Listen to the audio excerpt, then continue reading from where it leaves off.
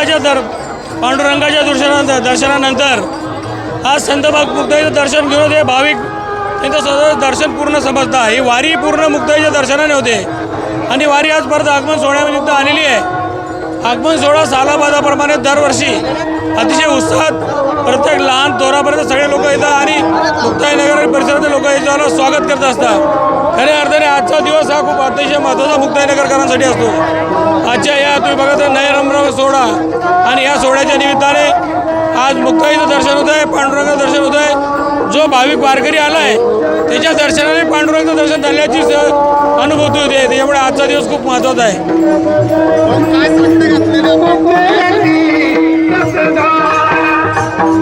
की आज खऱ्या अर्थाने पावसाचं जे प्रमाण आहे ते चांगलं राहू दे, बळीराजाचं पीक चांगलं होऊ दे, त्याला चांगलं उत्पन्न मिळू दे, चांगला भाव मिळू दे आणि महाराष्ट्रावर येणारे सगळे संकट दूर होऊ दे। अवकाळीचं कोणतं संकट येऊ नको देऊ आणि माझ्या महाराष्ट्रातल्या तमाम शेतकरी बांधवांना आणि तमाम जनतेला सुखी राहू दे एवढीच आज मुक्ताईच्या चरणी पांडुरंगाच्या चरणी प्रार्थना करतोय। आदिशक्ती मुक्ताबाईंचा हा पालखी सोहळा श्री क्षेत्र पंढरपूरवरून मुक्ताईनगरला परतला, अर्थात भीमातीराहून तापीतीराला आला। येती वारकरी वाट पाहतो तोहरी, घालवण्या दंडवत पुशेन निरोपाची मात।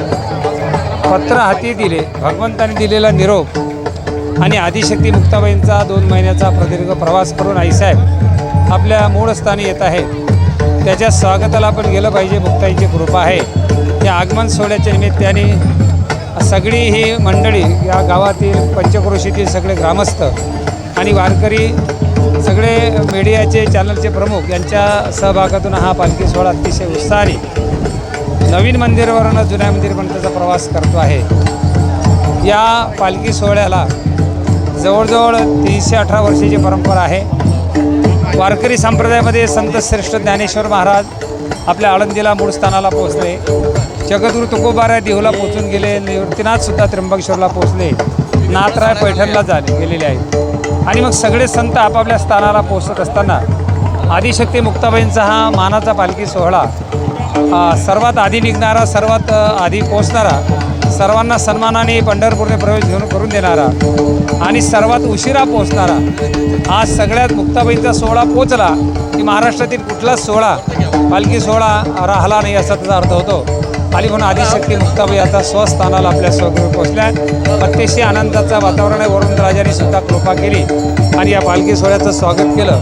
आपल्याला सर्वांना ज्ञात असेल की आदिशक्ती मुक्ताबाई जेव्हा प्रस्थान करतात आणि येतात तेव्हा सर्व लोकांचा उत्साह हा अतिशय मोठा आणि आनंदाचा असतो। त्याचं कारण आहे, संत येती घरा तोची दिवाळी दसरा, तुका म्हणे घरा आले